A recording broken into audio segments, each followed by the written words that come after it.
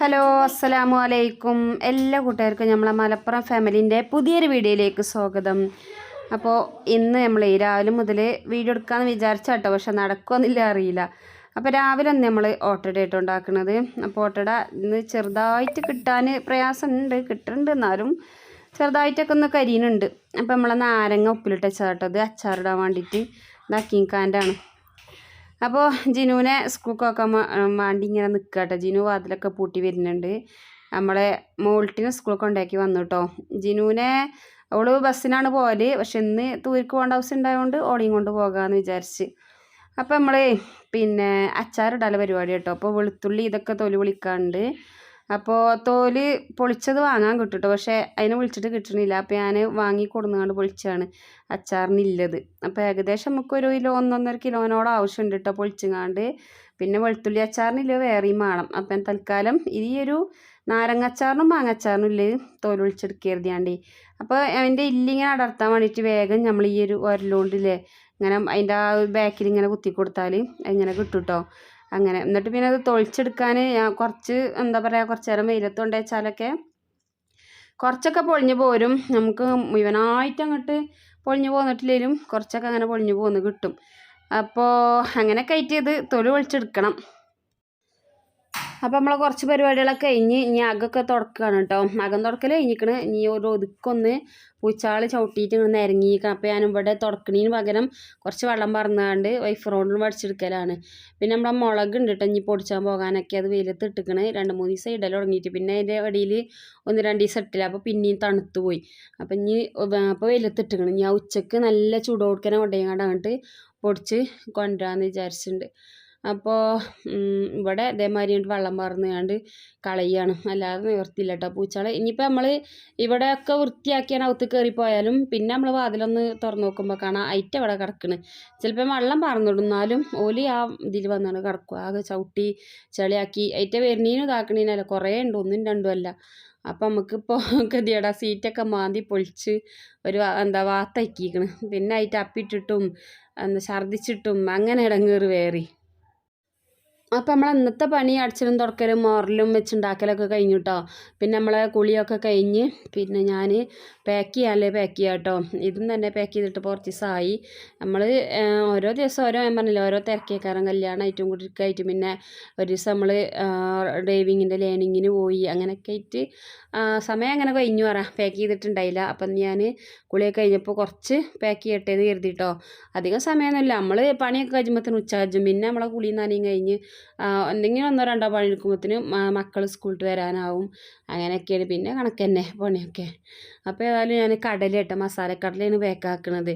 ചെറിയ ചെറിയ പാക്കറ്റല്ല. അപ്പം നമ്മളിങ്ങനെ കുറച്ചായി ഇരുന്ന് പാക്കാക്കി പിന്നെ ബോർഡും അടിച്ച് ബോർഡുമ്പോൾ പിന്നെ നൂലൊക്കെ കെട്ടി അതിമ സീലും അതിൻ്റെ വിലയും അതൊക്കെ എഴുതി അങ്ങനെ ഓരോ ബോർഡ് സെറ്റാക്കി എടുക്കണമെങ്കിൽ കുറച്ച് സമയം വേണം. അപ്പോൾ ഞാൻ ഫസ്റ്റ് എന്താ ഇട്ടാറോ, ഇതേമാതിരി പാക്കറ്റിൽ ഇങ്ങനെ ആക്കിങ്ങാണ്ട് ആ ഒരു നീല ബേസിനക്ക് ഇങ്ങനെ വെക്കും കേട്ടോ. ലാസ്റ്റുള്ള പിന്നെ ഒക്കെ സീലടിച്ചുക.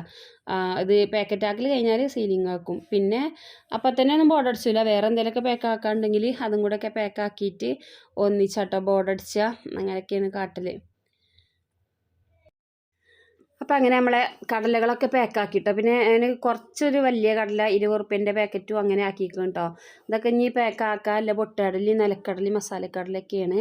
പിന്നെ ഇനി ബക്കറ്റിലും ഉണ്ട് കേട്ടോ കുറച്ച്. പിന്നെ ഇവിടെ ചെറിയും ഇതൊക്കെ അതും ഉണ്ട്. ഇവിടെ പിന്നെ നമ്മൾ അച്ചാറിൻ്റെ കുപ്പികൾ കേകി ഉണക്കിയതാട്ടോ. അങ്ങനെ ഓരോ സാധനങ്ങൾ ഞാനിപ്പോൾ ഈ റൂമിൽ കൊടുന്നുകൊണ്ട് വെച്ചിരിക്കാം കേട്ടോ. അപ്പോൾ ഇത് മുളകാണ്. ഇതിപ്പോൾ അതിന് മേലെ നിന്ന് വാരി കൊടുന്ന് ചാക്കിൽ കെട്ടി വെച്ചു. സമയം ഇപ്പോൾ 3:40 കേട്ടോ. അപ്പം ഇനി മോൾട്ടിനെ സ്കൂളിട്ട് വന്നിട്ട് വേണം പോകാൻ കരുതി. മറ്റോൾ സ്കൂളിട്ട് വരാനാവുന്നതിന് തിരിച്ചെത്തൂല അങ്ങനെയൊക്കെ. അപ്പോൾ ഓളെ കൊണ്ടുവരാനാവണമല്ലോ, കുറച്ച് സമയം ഉണ്ടല്ലോ. 4:15 ഓളെ വിടുക. അപ്പോൾ ആ ഒരു സമയത്ത് നമുക്ക് പ്രത്യേകിച്ച് സമയം കളയണ്ടല്ലോ ഇതിയാണ് ഞാൻ ഈ തുണികളൊക്കെ ഒന്ന് മടക്കിയിരുതി. അത് ഇഷ്ടംപോലെ ഉണ്ട് കേട്ടോ. 2 ദിവസത്തെ ഉണ്ട്. എന്താ ഞാൻ പറഞ്ഞില്ല, ഒരു ദിവസം ലേണിങ്ങിന് പോയി. അന്ന് ഞാൻ തിരുമ്പിയിട്ട് പിന്നെ വൈകുന്നേരമാണ് തോരിട്ടത്.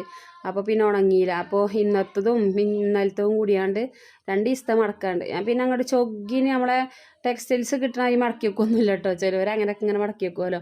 അങ്ങനെയൊക്കെ നിന്നാൽ അതിനൊക്കെ തന്നെ നേരം ഉണ്ടാവുള്ളൂ, വേറെ ഒന്നിനും നേരം ഉണ്ടാവില്ല. അതുകൊണ്ടാണ് അപ്പോൾ നമ്മൾ അലമാര തുറക്കുമ്പോൾ മേത്തേക്ക് ചാടാത്ത രീതിയിലൊന്ന് മടക്കി വെക്കുക. അത് മറിച്ചുകൊണ്ട് തിരിച്ചുകൊണ്ടൊക്കെ വെക്കും. ഞാൻ അങ്ങോട്ട് തിരിച്ചാനും മറിച്ചാനും നിൽക്കില്ല, ഒക്കെ കണക്കാനെ. കുട്ടികളൊക്കെ മടക്കി വെച്ചാൽ ഓല ഒന്നെടുക്കണമെങ്കിൽ ഒന്നായിട്ട് വലിച്ചിട്ട് കണ്ടേക്കാരെടുക്കുക. അപ്പോൾ നമുക്ക് എന്താ പറയുക ഇതൊക്കെ ഒന്ന് മടക്കിക്കട്ടെ കേട്ടോ.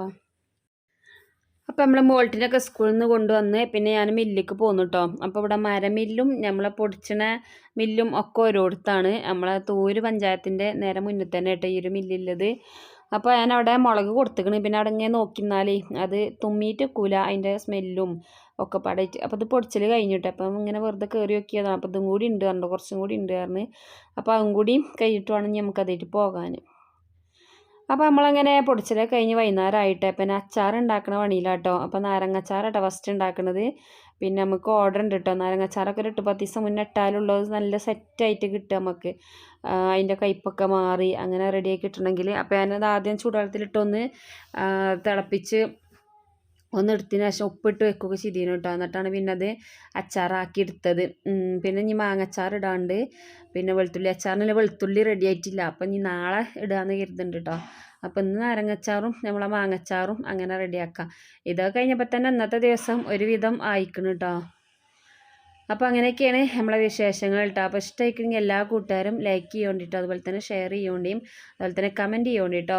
അപ്പം നമുക്ക് ഇൻഷാ അല്ലാഹ് നാളെ പുതിയൊരു വീഡിയോ ആയിട്ട് കാണാം. അപ്പോൾ അതുവരേക്കും എല്ലാ കൂട്ടുകാരോടും അസ്സലാമു അലൈക്കും.